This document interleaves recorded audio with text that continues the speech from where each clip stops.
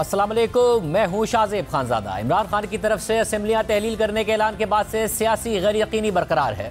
हुकूमत और अपोजिशन दोनों ही मुशावरत कर रहे हैं। बड़े बड़े ऐलानात और दावे किए जा रहे हैं, मगर ना ही इमरान खान ने असेंबलियाँ तहलील करने का हतमी प्लान या तारीख दी है और ना ही अपोजिशन असेंबलियों की तहलील को रोकने का कोई अमली मंसूबा सामने ला सकी है। बस सिर्फ दावे और ऐलानात ही किए जा रहे हैं, दोनों तरफ से किए जा रहे हैं। जबकि खुद तहरीक इंसाफ के अंदर बाज़ हलकों का ख्याल है कि असेंबलियों की तहलील में जल्दबाजी नहीं दिखानी चाहिए, बल्कि दुरुस्त टाइमिंग का इंतजार करना चाहिए। जबकि दूसरी जानिब इत्तेहादी हुकूमत ये ज़रूर वाज़ेह कर रही है कि अगर इमरान खान असेंबलियाँ तहलील कर देंगे तो सिर्फ और सिर्फ उन्हीं असेंबलियों में इलेक्शन करा दिया जाएगा और वफाकी हुकूमत अपनी मुद्दत पूरी करेगी। इस हवाले से सियासी जोड़ तोड़ के माहिर समझे जाने वाले साबिक सदर आसिफ अली जरदारी खुद मुतहर्रिक हैं। उन्होंने आज मेज़बान आसमा शराजी के साथ इंटरव्यू में मौक़िफ़ इख्तियार किया कि वक्त से पहले इंतखाबात ना हमें सूट करते हैं और ना जमहूरियत को सूट करते हैं। अगर इमरान खान असेंबलियाँ तोड़ेंगे तो हम इलेक्शन लड़ेंगे और अगर वो नहीं तोड़ेंगे तो हम अपोजिशन करते रहेंगे। आसिफ जरदारी ने तहरीक अदम एतमाद के सवाल पर जवाब दिया कि पंजाब में ही नहीं बल्कि खैबर पख्तूनख्वा में भी अदम एतमाद लेकर आएंगे। KP में थोड़े दोस्त गुमराह हैं, उनको वापस लाना है। फिर जियो न्यूज़ के प्रोग्राम कैपिटल टॉक में वफाकी वज़ीर दाखिला राना सनाउल्लाह ने भी यही कहा कि हम इस वक्त असेंबलियाँ तोड़ने के प्रोसेस के हिस्सेदार नहीं बनना चाहते, लेकिन अगर इमरान खान असेंबलियाँ तोड़ देंगे तो हम इलेक्शन करा देंगे। राना सनाउल्लाह ने 29 नवंबर को चेंज ऑफ कमांड की तकरीब में वज़ीर आला पंजाब चौधरी परवेज़ इलाही से अपनी मुलाकात का अहवाल भी बताया। 29 नवंबर को आप वहाँ थे, चेन ऑफ कमांड की जो सेरेमनी थी, तो वहाँ पे कोई परवेज़ इलाही साहब से मुलाकात नहीं हुई? हाँ, वही मुलाकात। तो मैंने पूछा उनसे, मैंने कहा कि चौधरी साहब की कर रहे हो? तो कहना बस अल्लाह दे सुपुर्द। अल्लाह दे सुपुर्द। उन्होंने ये नहीं कहा, मैं क्या असेंबलियाँ तोड़ रहे हो? कहते अल्लाह को पता है। अच्छा अच्छा।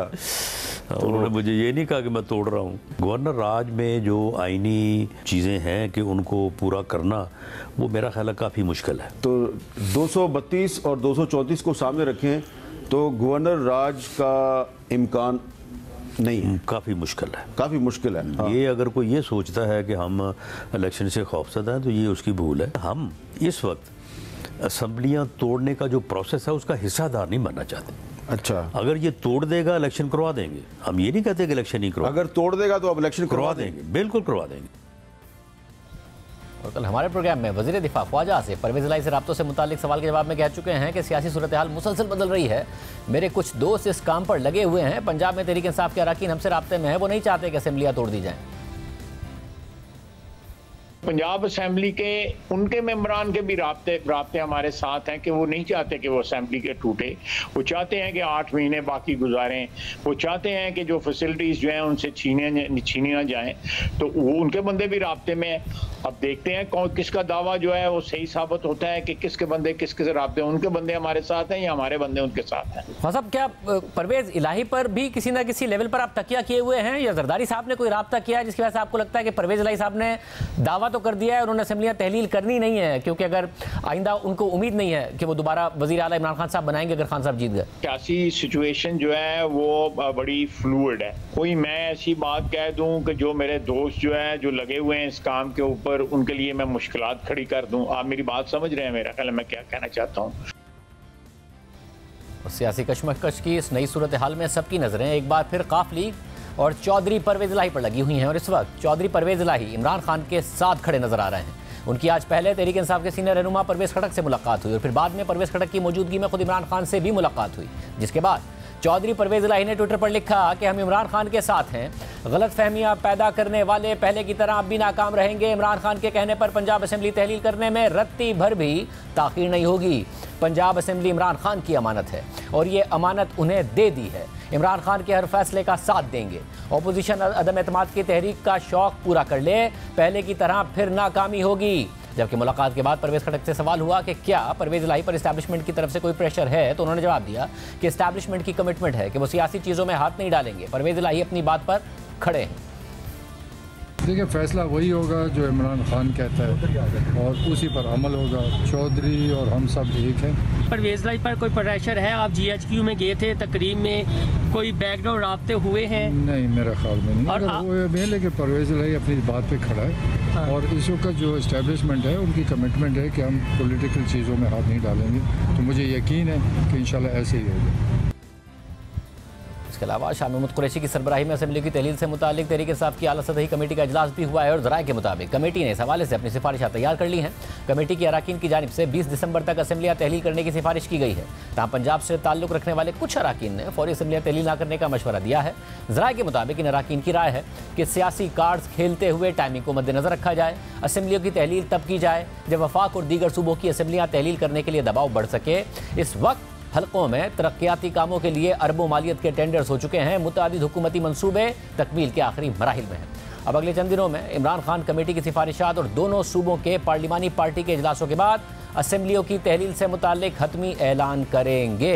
हमारे साथ इस वक्त मौजूद हैं नून लीग की पंजाब की सियासत को देखने वाले सरदार अयाज सादिक साहब, जो वफाकी वजीर भी हैं। अयाज सादिक साहब, बहुत शुक्रिया हमें शो में ज्वाइन करने के लिए। अयाज सादिक साहब, वाज़ेह नज़र आ रहा है आप लोगों के पास कोई प्लान नहीं है। आप ये भी कह रहे हैं कि जी अगर इन्होंने कर दी तहलील तो हम इलेक्शन करा देंगे, फिर एतमाद अदम एतमाद की भी बात कर रहे हैं। इमरान खान साहब ने ऐलान करने के बाद जो अमली काम था उसको डिले किया, आप लोगों के हाथ में इनिशिएटिव दिया, मगर आप भी इनिशिएटिव लेने को तैयार नहीं हैं। आप भी उन्हीं की तरफ देख रहे हैं कि अब वो क्या करते हैं। जी शुक्रिया शाहजेब साहब।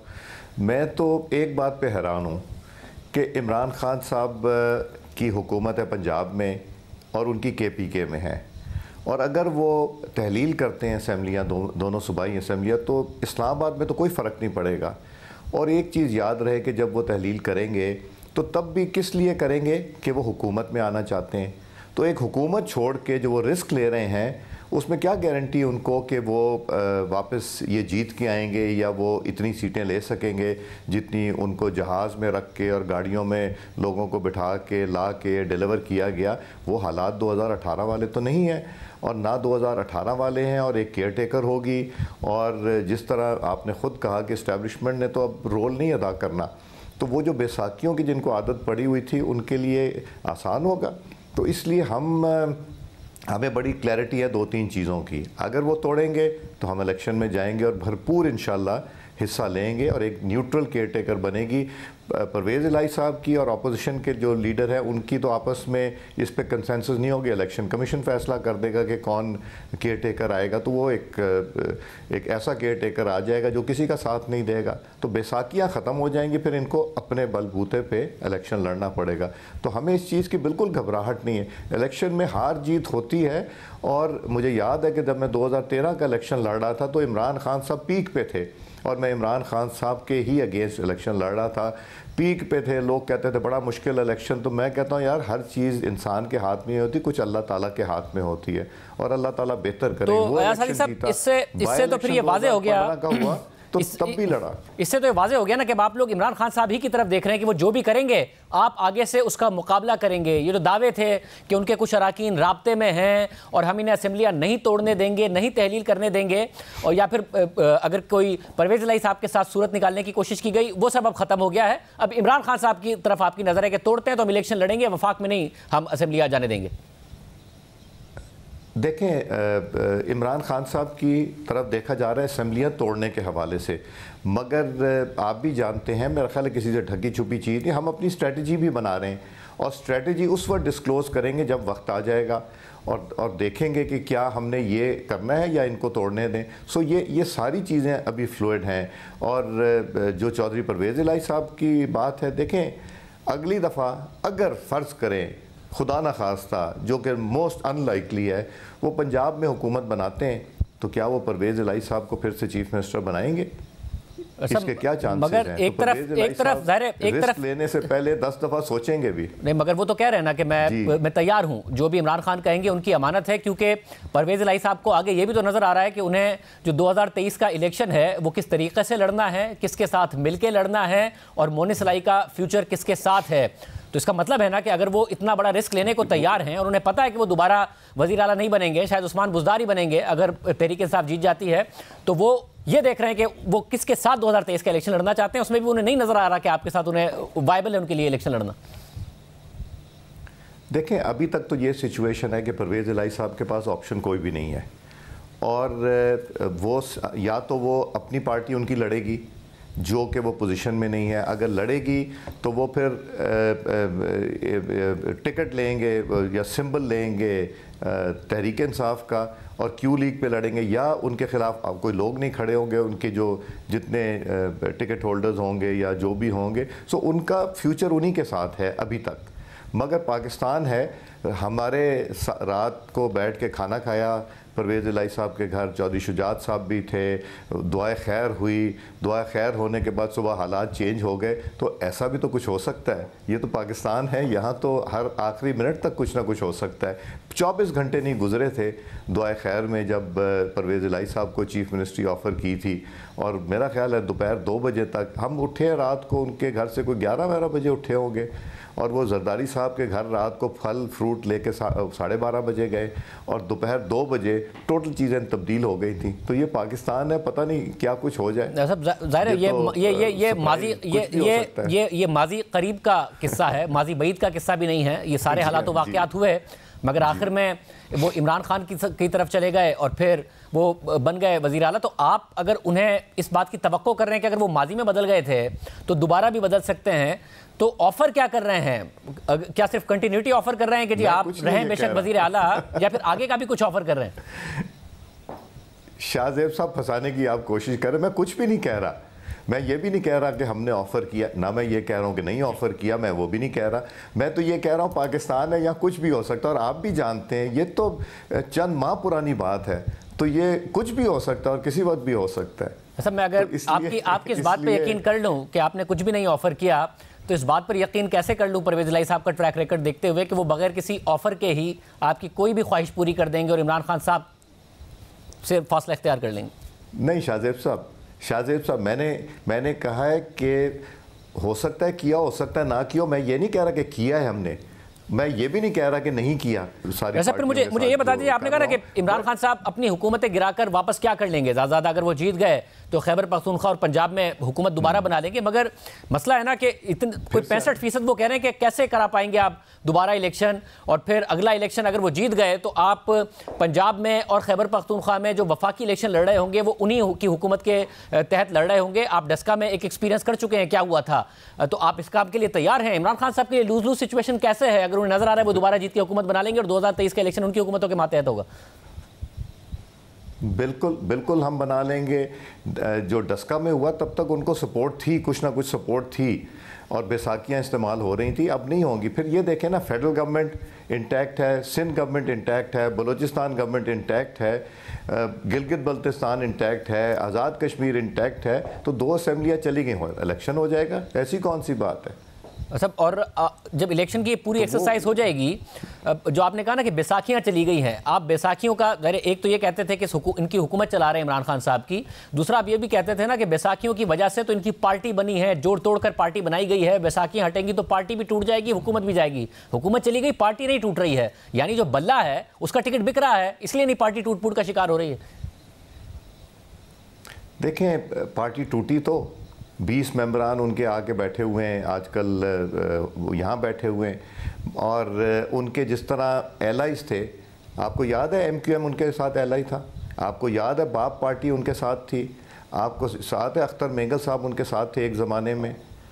तो वो अगर जा सकते हैं तो परवेज़ इलाही साहब क्यों नहीं जा सकते, और बाकी क्यों नहीं जा सकते? और उनके लोग अगर छोड़ के जा सकते हैं और भी जा सकते हैं।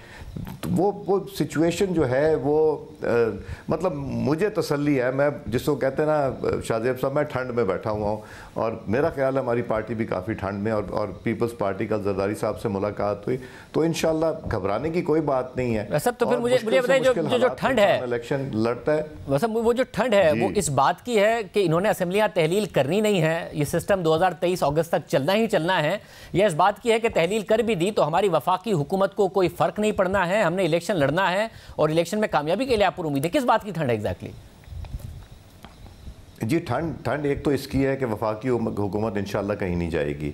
दूसरी ठंड इस चीज़ की, जब वो जाएंगे तो फिर वो ऑन द रन होंगे, बिकॉज उनको हुकूमत थी और हुकूमत बनाने जा रहे हैं, वो ऑन द रन होंगे, हम उनके पीछे होंगे, ऑफेंसिव पे होंगे, और इंशाल्लाह it will not be easy for him कि वो उतनी नंबर ऑफ सीट्स फिर लेके जाए। ये मेरा यकीन है इंशाल्लाह। और इलेक्शन में हार जीत होती है, घबरा के नहीं लड़ा जाता। एक ज़माने में मेरे जहाँ से मैं इलेक्शन लड़ता तो वहाँ 20-20 टिकट के एप्लीकेंट्स होते थे। जब इमरान ने अनाउंस किया लड़ना है तो वहाँ एप्लीकेंट ही 1-2 रह गए थे, तो फिर भी हमने लड़ा ना।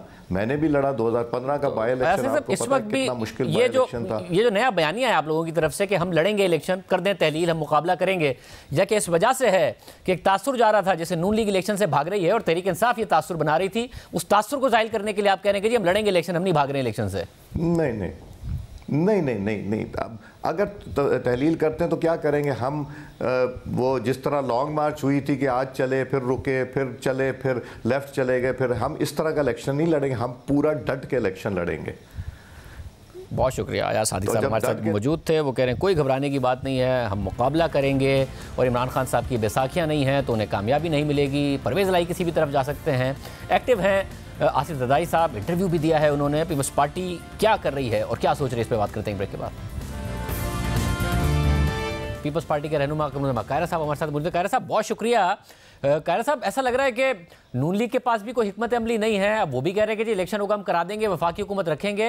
जरदारी साहब के पास भी कोई हिकमत अमली नहीं है, उनके फासले हैं परवेज़ लाई से, तो परवेज़ लाई ऑप्शन नहीं है और परवेज़ लाई ने आज फिर कहा कि वो इमरान खान साहब के साथ खड़े हैं। तो अब जो भी करना है इमरान खान ने ही करना है, इत्तेहादी हुकूमत के पास कुछ नहीं है। शाहजेब साहब एक तो गुजारिश ये है कि जो भी हमारी तस्वीर है ये हम आपके साथ अगर शेयर कर लें मीडिया में तो तस्वीर तो खत्म हो गई ना। तो आप ये जानिए कि जरदारी साहब अगर किसी मामले में हाथ डालते हैं तो उनके पास बहुत सारे ऑप्शंस होते हैं और ये वक्त पे ही खुलेंगे। अभी इसके बारे में कबल वक्त मैं कुछ ना तो इशारा दे सकता हूँ ना उस पर डिबेट कर सकता हूँ। मगर खैर साहब आपके जो हाथ बांध दिए हैं सुप्रीम कोर्ट का जो 63A के तहत फैसला है, जिसकी वजह से ये नहीं हो पाएगा कि किस पार्टी से कुछ तोड़ लें, तहरीक इंसाफ से कोई तोड़ लें और अदम एतमाद ले आए, तो इसलिए हाँ एतमाद के वोट का कहा जा सकता है परवेज़ लाई साहब से, बट उसमें भी तहरीक इंसाफ कॉन्फिडेंट है। देखिए ये तो अभी ऑप्शन है ना, मैं अभी इस पर क्योंकि डिबेट कर नहीं सकता। मैं अभी जो भी बात करूंगा उससे बड़े माहिर आदमी है तो मेरी बात तो किसी और मामले में उलझा के मुझसे आप बात को गुलवा लेंगे, तो मैं चाहता नहीं हूं कि अभी कबल वक्त कुछ बातें कही जाएं। लेकिन एक बात बड़ी सिंपल है, जरदारी साहब ने एक बात कही कि हम कोशिश करेंगे, ऑप्शंस हमारे ओपन है, यहाँ भी करेंगे, केपी में भी करेंगे। और अगर फर्ज करें कि ऐसा नहीं होता और हम नहीं रोक सकते और असेंबलियां डिसॉल्व हो जाती हैं, तो शाहजेब साहब ये जमहूरी और पार्लिमानी जमहूरियत के अंदर ये बिल्कुल ऐन मुमकिन है, जिस तरह बहुत सारे मुल्कों में खासतौर पर हिंदुस्तान में ऐसा होता है कि जो मर्कजी असेंबली है या कौमी हुकूमत होती है वहाँ पे इलेक्शन और टाइम में होते हैं और सुबह के अंदर इलेक्शन डिफरेंट टाइम में होते हैं।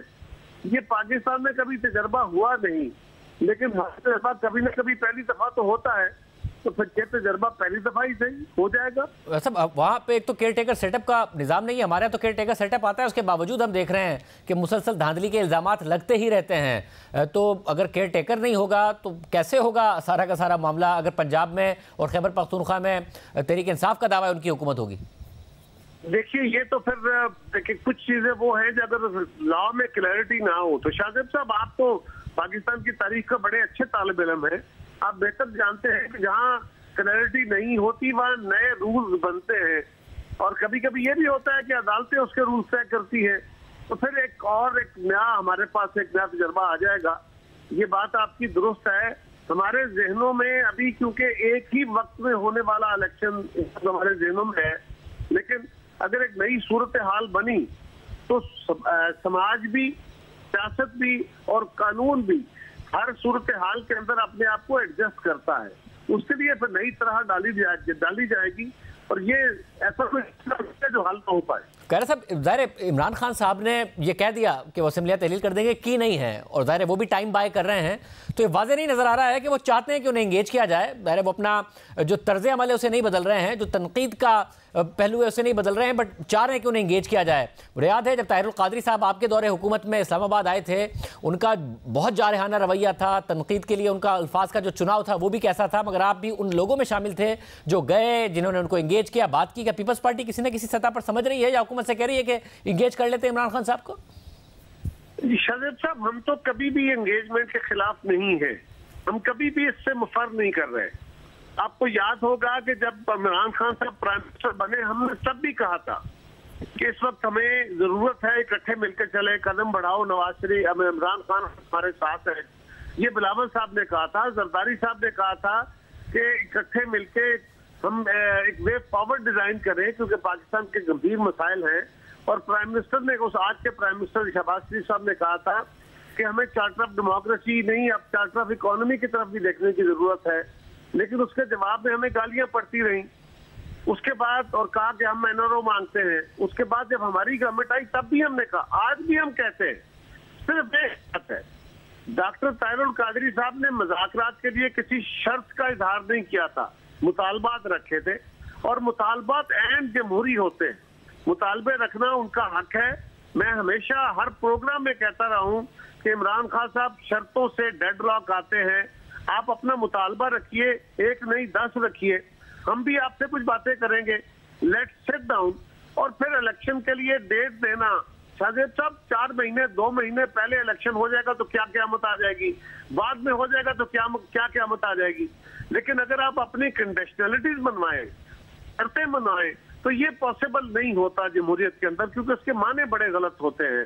खान साहब ने पहले ही अपने कंडक्ट से चीजों को इतना डेडलॉक में ले गए हैं कि अब मजीद शराइत के तहत तो बात नहीं हो सकती। लेकिन मैं आज आपके प्रोग्राम के तहत, इस प्रोग्राम के तवस्सुत से गुजारिश कर रहा हूं कि अपनी शर्तें खत्म करें, और अगर वो इसको अपने मुतालबे के तौर पर रखते हैं तो मैं हाजिर हूं। मैं अपनी जमात से भी, मैं प्राइम मिनिस्टर साहब से भी, मैं बाकी जमातों से भी हाथ बांध के गुजारिश कर लूंगा कि लेट्स सिट डाउन। हमारी जमात की तरफ से, हुकूमत की तरफ से कोई हमारी जिद नहीं है, बावजूद इमरान खान साहब की सारी बदज़बानियों के, सारे इल्जामात के, सारे प्रोपेगेंडास के।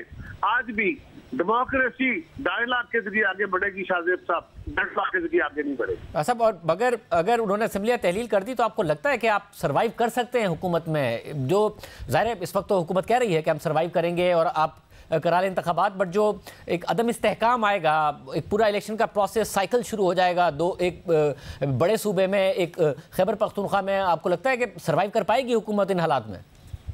शाहजेब साहब, ये जो आपने भी सवाल कर दिया, मैं पहले भी इसका बहुत सारा इजहार कर चुका हूँ कि अगर पंजाब एक बड़े सूबे के तौर पे ये तस्वर किया जा रहा है, और हमारे मुल्क के अंदर ये बड़े सूबे छोटे सूबे का एक बड़ा सीरियस इशू है, ये बड़ी हमारी सियासत के अंदर डोमिनेट करता है।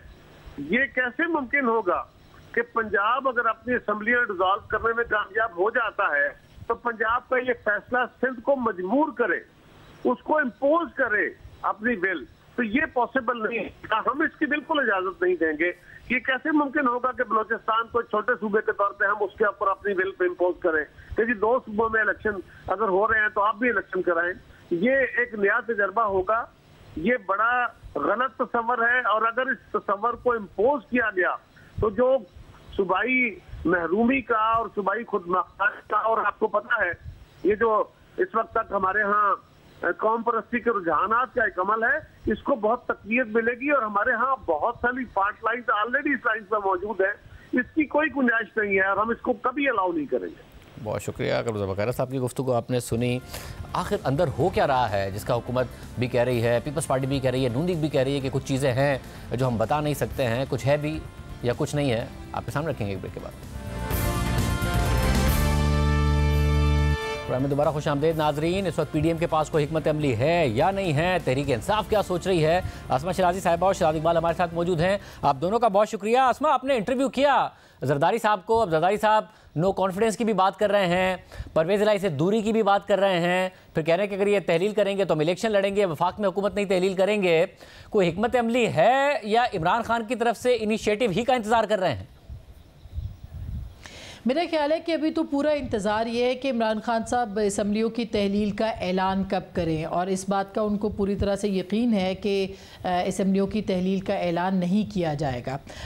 और इसी तरह से अगर तहलील का ऐलान नहीं होता, असम्बलियाँ नहीं टूटती, तो फिर उसके बाद एक पूरा लाएअमल जो है वो मौजूद है जरदारी साहब के पास। और परसों इसी सिलसिले में उनकी वज़ीर आज़म से भी मुलाकात हुई थी, और ये सारी चीज़ जो है वो एतमाद के ज़रिए से सामने आई आई है उनके साथ दोनों यानी एक सफ़े पे है कि पंजाब के अंदर, और यहाँ तक कि वो अब खैबर पख्तूनख्वा की भी बात करें कि KPK के अंदर भी उनके पास मेजॉरिटी आ सकती है और बहुत सारे गुमराह लोग जो हैं वो वापस लाए जा सकते हैं। ये मैं आपको बताऊँ, जो एक इम्पॉर्टेंट पॉइंट है वो इसमें ये भी है, जो उन्होंने आज अपने इंटरव्यू में कहा भी था कि ये भी अभी एक अपील के अंदर बहुत सारे लोग ये डर भी रहे हैं कि कहीं वो D सीट ना हो जाए, इसलिए वो खौफ है। तो एक ये अपील वाला जो मरहला है या जो रिव्यू पिटीशन है उसके ऊपर भी ये जो गवर्नमेंट है ये खुद जा सकती है या कॉलिशन जा सकता है, और उसके साथ साथ एतमाद के वोट के सिलसिले में भी इनकी मुशावरत जारी है कि अगर गवर्नर्स एतमाद का वोट लेने की बात करते हैं तो उस सूरत में बहुत सारे लोग D सीट नहीं होंगे। अगर कोई एब्सटेन करता है या वो वोट नहीं डालता तो एतमाद का वोट डालने की सूरत में जो है वो D सीट नहीं होंगे। तो ये एक वो लाएअमल है जो कि नज़र आता है, लेकिन कॉन्फिडेंस है, एतमाद है कॉलिशन के अंदर, और वो ये समझते हैं कि इमरान खान साहब ये फ़ैसला नहीं करेंगे, और अगर कर लिया तो एक पूरा एक प्लान B जो है वो इत्तेहादी गवर्नमेंट के पास मौजूद है दोनों सूबों के हवाले से। शहजाद, हमें नज़र आ रहा है कि परवेज़ इलाही साहब भरपूर एतमाद का इजहार कर रहे हैं कि जी जो इमरान खान साहब कहेंगे वो करेंगे। पब्लिकली तहरीक इंसाफ भी यही कह रही है, मगर कहीं ना कहीं नून लीग हो, दीगर जमातें हों, वो इस बात का भी इजहार कर रही हैं PDM से कि परवेज़ इलाही साहब तो पहले भी हमसे वादा करके भी पलट चुके हैं।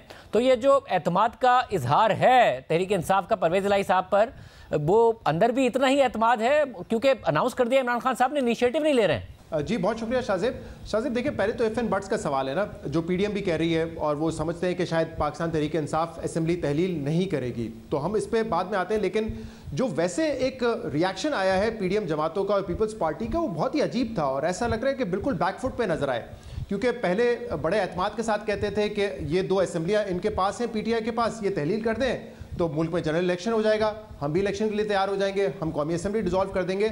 लेकिन जैसे ये कार्ड प्ले किया इमरान खान ने, जो रिएक्शन था दूसरी तरफ से वो यही था कि नहीं, हम किसी ना किसी तरीके से असेंबली तहलील होने से बचा लेंगे, वोट ऑफ नो कॉन्फिडेंस ले आएंगे, गवर्नर राज लगा देंगे, और फिर ये भी आज कहा राना सनाउल्लाह ने कि कोई गैर आइनी कदम नहीं उठाने देंगे।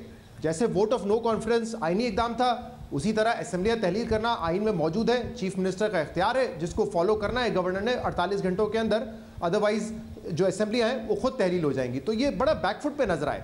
अब पिछले 1-2 दिन से मैं सुन रहा हूँ इंटरव्यूज़ में, जैसे जरदारी साहब ने कहा, फिर आज राना साहब ने हामिद मीर साहब के शो पे कहा है कि अगर ये असेंबलियाँ वाकई तहलील कर देते हैं तो हम इनका मुकाबला करेंगे खैबर पख्तूनख्वा में भी और पंजाब में भी। तो वो ये तो कह रहे हैं कि जनरल इलेक्शन नहीं होंगे पूरे मुल्क में, लेकिन हम इन 2 असेंबलियों में मुकाबला करेंगे। तो ये मुझे लगता है कि 1-2 दिन बाद ये पोजीशन, 1-2 दिन से ये पोजीशन सामने आ रही है। अदरवाइज तो वो बिल्कुल बैकफुट पे नजर आ रहे थे और ये बताने की कोशिश कर रहे थे कि हम किसी भी तरीके से असेंबलियों को तहलील होने से रोकेंगे। दूसरी तरफ जो पाकिस्तान तहरीक इंसाफ के कुछ लोगों से मेरी बात हुई है आज, जो परवेज़ इलाही साहब की मीटिंग थी उसके बाद भी, तो वो भी वेट एंड सी की बात कर रहे हैं, और 2 कम से कम जो सीनियर रहनुमा है तहरीक इंसाफ की, वो ये बात कंफर्म कर रहे हैं कि हम जो वेट कर रहे हैं वो मुज़ाकरात का कर रहे हैं। यानी कि अभी भी उनको उम्मीद है कि जो बैकडोर मुज़ाकरात हो रहे हैं हुकूमत के साथ, शायद मई में अगर वो इरादा दिखा देते हैं कि हम मई तक इंतखाबात करवा देंगे, कौमी जनरल इंतखाबात करा देंगे, तो शायद हमें असेंबली तोड़ने की ज़रूरत ही ना पेश आए। तो ये एक रीज़न है जिसकी वजह से इस वक्त पाकिस्तान तहरीक इंसाफ वेट एंड सी कर रही है कि हमने क्या करना है, क्या हम असेंबलियाँ फौरी तौर पर तहलील कर दें, जिसमें ऑब्वियसली मुशावरत का अमल भी जारी है। परवेज़ इलाही साहब का फ्यूचर ऑब्वियसली मोनिस इलाही को PTI के साथ नजर आ रहा है, तो वो मरहला जारी है, लेकिन वो कह रहे हैं कि हम इंतजार कर रहे हैं कि किस किस्म का रिस्पांस आता है। तो मेरे ख्याल से अगर बैकडोर मुज़ाकरात के जरिए कोई अश्योरिटी मिल जाती है मई-जून में इंतखाबात की, तो तहरीक इंसाफ समझती है पर तहलील करने की जरूरत ही नहीं पेश आएगी। आपको लगता है आज़मा कि 2 सूबों में अगर तहलील हो गई हुकूमत, तो ये जो दावा है PDM का कि हम फिर भी अपनी हुकूमत चलाते रहेंगे और वहाँ पर इलेक्शन में मुकाबला करेंगे, ये मुमकिन हो पाएगा या फिर मुल्क इलेक्शन ही की तरफ जाएगा? देखिए शाहजेब, अगर 2 सूबों की गवर्नमेंट्स जाती हैं, असेंबलीज जाती हैं, तो एक आइनी ऑप्शन है कि वहीं पर इंतखाबात करवाए जाएँ। उसके बीच में एक केयर टेकर सेटअप भी आता है, और वो केयर टेकर सेटअप या जो भी इंतज़ामी मशीनरी है उसके अंदर भी जो ब्यूरोक्रेसी और तमाम मामलात हैं वो फेडरल गवर्नमेंट ही देखती है। तो PTI ये चीज़ भी मद्देनज़र रखे हुए है। दूसरी बात यह है कि PTI के अंदर भी इख्तलाफ मौजूद है। कल भी हमने सुना और आज भी कुछ लोगों से बात हुई तो वो ये समझते हैं कि एक बड़ी तादाद है जो ये कहती है कि हमें हुकूमतों से नहीं निकलना चाहिए, क्योंकि अगर इंतखाबात हो गए तो इस वक्त जो वफाकी हुकूमत है वो इनके पास है, यानी कोalition के पास है, तो इनको काफ़ी मुश्किलात का सामना होगा। तीसरी बात ये है कि जो तहरीक इंसाफ के जो बहुत सारे और भी मामलात जिसके अंदर एक अपनी एतमाद की फ़िज़ा है पार्टी की, फिर इस्टेब्लिशमेंट की तरफ उनकी निगाहें हैं। परवेज़ इलाही साहब बहुत बड़ा फैक्टर हैं। परवेज़ इलाही साहब की 2-3 दिन यहाँ इस्लामाबाद में बड़ी अहम मुलाकातें भी हुई हैं और अभी भी वो बैकडोर चैनल पे हैं। जरदारी साहब ने भी आज हमें इंटरव्यू में कैटेगोरिकली ये नहीं कहा कि वो रूल आउट नहीं किया कि उनके साथ दोबारा बात नहीं हो सकती। उन्होंने कहा दूरियां ज़रूर हैं, लेकिन ये दूरियां पहले भी मौजूद थी और उसके बावजूद आपने देखा कि वो डिप्टी प्राइम मिनिस्टर बने थे। तो अब एक तरह से उन्होंने ये इंडिया वो दरवाज़ा भी ओपन किया है। तो अभी परवेज़ इलाही साहब एक बहुत बड़ा फैक्टर हैं। वो कह तो रहे हैं लेकिन बैकडोर चैनल के साथ वो इंगेज करने की कोशिश भी कर रहे हैं पिंडी को। अभी तक जो हमारी इत्तला है, जो तहरीक इंसाफ सहारा ले रही है या देख रही है, वो पिंडी की तरफ है और वहाँ से अभी तक कोई इशारा उनको नहीं मिल रहा। और ये पॉलिटिकल लोगों ने ही फैसला करना है, जो कि पिंडी या जो इस्टेब्लिशमेंट है वो ये कह रही है कि पॉलिटिकल लोग फैसला करेंगे कि क्या है और क्या नहीं और कब इंतखाबात तय होने हैं। मुझे ऐसे लगता है कि मई या जून तक कोई ऐसी चीज़ नहीं है, क्योंकि जून में आपको एक और बजट देना है, उससे पहले भी एक बजट की बात हो रही है। सो ऐसा नहीं लगता कि कोई भी ऐसी सूरत हो कि ये हुकूमत जो फेडरल गवर्नमेंट है वो अपने आप को नेशनल असम्बली अपने तोड़ दे या इलेक्शन की तरफ चली जाए। सिंध के अंदर पाकिस्तान पीपल्स पार्टी की हुकूमत है, वो वहाँ पे अपनी असम्बली बर्खास्त नहीं करेंगे। बलूचिस्तान के अंदर एक गवर्नमेंट है, वहाँ असम्बली वर्किंग कंडीशन में है, वो भी उसको बर्खास्त नहीं करेंगे। तो 2 सूबों के इंतखाब कोई बड़ा मसला नहीं है कोalition के लिए, जो उनके कैंप से बात आ रही है। और ये इमरान खान साहब को बात समझाने की कोशिश की जा रही है कि अगर आप इस मामले को पॉलिटिकली डील करें और ये अनाउंसमेंट की हद तक रहे और मुशावरत में इसको मुस्तरद कर दिया जाए, तो ये ऑप्शन भी सामने ज़रूर रखना चाहिए तहरीक इंसाफ के अंदर। ज़ाहिर इमरान खान साहब का भी मकसद खुद वज़ीर आज़म बनना है, ना कि दोबारा सूबों में हुकूमत आ जाए। अब आपको लगता है कि वाकई इलेक्शन ही की तरफ मामला जाएगा? कितने PDM दावे कर ले, ये नहीं हो पाएगा मामला कि जी तहलील हो गई और उसके बाद सिर्फ 2 सूबों में इंतखाब हो रहा हो? मुझे लगता है बड़ा मुश्किल होगा। पाकिस्तान की तारीख में आज तक ऐसा नहीं हुआ है कि सूबों में इलेक्शन हो रहे हो और कौमी असम्बली के ना हो रहे हो। हमेशा इलेक्शन साथ ही होते हैं। वो अलग बात है कि वोट ऑफ नो कॉन्फिडेंस भी इस मुल्क में पहली दफ़ा कामयाब हुआ है। लेकिन आप स्ट्रेटजी पॉइंट ऑफ व्यू से भी देखें, अगर KP में तो क्लीन स्वीप कर जाएगी तहरीक इंसाफ, काफ़ी हद तक जो है उनका वोट बैंक वहाँ पर है। पंजाब में भी अगर वो हुकूमत बनाने में कामयाब हो जाते हैं तो फिर जब कौमी असम्बली के इंतखाबात अपने वक्त पे होंगे तो सूबाई हुकूमतें होंगी PTI की यहाँ पर, क्योंकि PTI बड़ी कॉन्फिडेंट है कि हम ये इलेक्शन दोनों सूबों में जीत जाएंगे। तो वो मेरे ख्याल से ना फजल रहमान साहब को सूट करेगा KP में, ना नून लीग को सूट करेगा पंजाब में। तो मुझे लगता है कि ये बड़ा मुश्किल होगा कि 2 असम्बलियाँ तोड़ दें और आप पूरे मुल्क में इंतखाबात नहीं करा रहे, 2 जगह हो रहे हैं। और PTI का तो मकसद ही यही है कि पॉलिटिकल क्राइसिस उन्होंने क्रिएट करना है। ज़्यादा से ज़्यादा जितना बड़ा क्राइसिस होगा उतना जल्द वो समझते हैं कि इलेक्शन की तरफ मामला जाएंगे।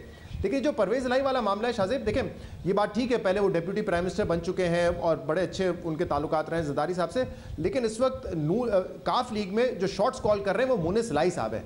और उनको लगता है कि उनकी सियासत का जो मुस्तकबिल है वो पाकिस्तान तहरीक इंसाफ के साथ जुड़ा हुआ है।